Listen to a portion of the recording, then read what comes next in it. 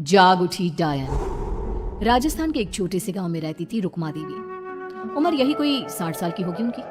गांव के लोग कहते थे कि वो औरत नहीं बल्कि डायन थी, क्योंकि शादी होते ही रुक्मा के पति की मौत हो गई और फिर धीरे धीरे उसके परिवार के सब लोग एक एक करके खत्म हो गए और साथ ही गांव में पड़ा अकाल। जमीन सूख गई, खेती सूख गई, लोग भूखे मरने लगे। रुक्मा को गांव से बाहर निकाल दिया गया और तब से वो गांव के बाहर झोपड़ी बनाकर रहने लगी। कोई भी रुक्मा के घर के आजू बाजू से गुजरता तक नहीं था। एक दिन गांव के रहने वाले रतन और उसकी पत्नी आनंदी को दूसरे गांव से आते वक्त रात हो गई और अंधेरे में रास्ता भटक के वो रुक्मा की झोपड़ी के पास जा पहुंचे। अरे आनंदी, ये क्या हो गया? हम तो रुक्मा डायन की झोपड़ी के पास आ पहुंचे। अब तो सब बुरा होगा। जल्दी जल्दी से निकल यहाँ से। हाँ जी, सही कहते हैं आप। ये डायन हमको खा जाएगी, जल्दी भागो यहाँ से। तभी रुक्मा झोपड़ी से बाहर आती है। अरे रुको, तुम लोग यहाँ मेरी झोपड़ी में आराम कर लो और देखो इस रास्ते पर आगे मत जाना। हाँ हाँ, हमें आगे जाने से इसलिए रोक रही है ना, ताकि हमें मार डाले तू।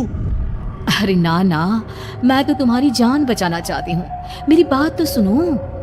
डर की वजह से आनंदी और रतन वहां से भाग जाते हैं, लेकिन फिर अगले दिन गांव में खबर फैलती है कि रतन और आनंदी ने अपने घर में फांसी लगाकर आत्महत्या कर ली।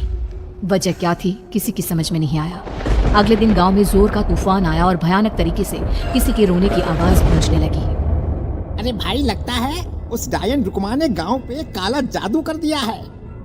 हाँ भाई, मुझे भी ऐसा ही लग रहा है। लगता है कल आनंदी और रतन मर गए।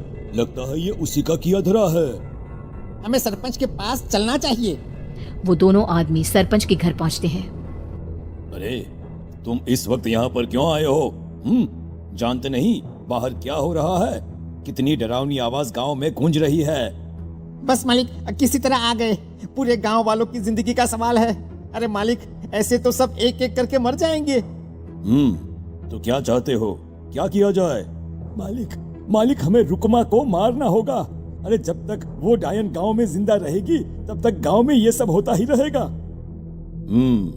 शायद ठीक कह रहे हो तुम लोग, मगर ये काम करेगा कौन? मालिक, अगर आप कहे तो हम दोनों मिलके इस काम को अंजाम दे दे। बस आपको हमें यकीन दिलाना होगा कि हम पकड़े नहीं जाएंगे। ठीक है, लेकिन बाहर जो आतंक का साया है उसमें तुम दोनों रुक्मा तक पहुंचोगे कैसे? हैं? क्या तुम्हें डर नहीं लगता? मालिक, आप उसकी चिंता ना करें। काल भैरव का भभूत है हमारे पास। रुक्मा तक पहुंचकर आसानी से मौत के घाट उतार देंगे उसको। हाँ, मैं भी चलूंगा तुम लोगों के साथ। उस डायन को मरते हुए देखने की बड़ी इच्छा है मुझे। सरपंच उन दोनों लोगों के साथ गांव के बाहर की तरफ चल देता है। गांव में घनघोर काली रात पसरी हुई थी और दिल दहलाने वाली चीख की आवाज माहौल को बेहद खौफनाक बना रही थी। हाथ में काल भैरव का भभूत लिए वो तीनों रुक्मा की झोपड़ी की तरफ जा रहे थे। वहां पहुंचने के बाद ये लो खंजर और पार कर दो इस डायन के कलेजे के अंदर। मालिक, आप बस यहीं खड़े होकर नजारा देखो, आज ना बचेगी ये। हाँ मालिक, ये भभूत अब इसकी जरूरत नहीं है। मैं इसे यहाँ पेड़ की डाली पे रख देता हूँ। लौटते वक्त हमारी रक्षा करेगा। वो दोनों आदमी चुपके से सोती हुई रुक्मा देवी के ऊपर वार करते हैं। एक जोरदार चीख से वो इलाका गूंज उठता है, लेकिन अचानक रुक्मा के शरीर से जो खून बहता है उसका रंग नीला था। ये देखकर वो दोनों आदमी डर से कांपने लगते हैं। अरे अरे अरे अरे, ये क्या? अरे इसके खून का रंग तो नीला है। अरे तो क्या हुआ? डायन जो ठहरी इंसान नहीं है ये, और आज इस बात का पक्का यकीन हो गया है। मर गई चुड़ैल, मर जाने दे। चल सरपंच साहब को जाकर ये खबर सुनाते हैं। वो दोनों जैसे ही बाहर आए उन्होंने देखा सरपंच की लाश पेड़ पे लटकी हुई थी। ये देखकर वो दोनों डर के मारे चीखते हुए वहां से भागे, लेकिन तभी एक बेहद डरावनी औरत उनके सामने आकर खड़ी हो गई। कहाँ जा रहे हो? तुम्हें क्या लगा किसी का खून करके बच जाओगे तुम? कौन हो तुम? कौन हो? हमने तो डायन को मारा है, कुछ गलत नहीं किया भाई। वो डायन नहीं थी, वो इस गांव की रक्षा कर रही थी। तुम कौन हो और तुम्हें कैसे पता वो कौन थी? उसने रतन और आनंदी को मार डाला। रतन और आनंदी को मना किया था रुक्मा ने इस रास्ते से आगे जाने से, पर वही दोनों माने नहीं और उन दोनों ने मुझे देख लिया था, इसलिए उनका मरना तो तय था। क्या मतलब तूने मारा था? और हम समझ रहे थे कि रुकमा ये सब कर रही है? अरे वो तो मेरे कब्जे में थी, रोज अपने खून का चढ़ावा देकर इस गांव को बचा रही थी, तभी तो उसका खून नीला पड़ गया था। लेकिन तुमने तो उसे मारकर मेरा काम आसान कर दिया। अरे नहीं नहीं, हम नहीं मानते कि ये सच है। नहीं मानते तो बताओ सरपंच कैसे बना फिर?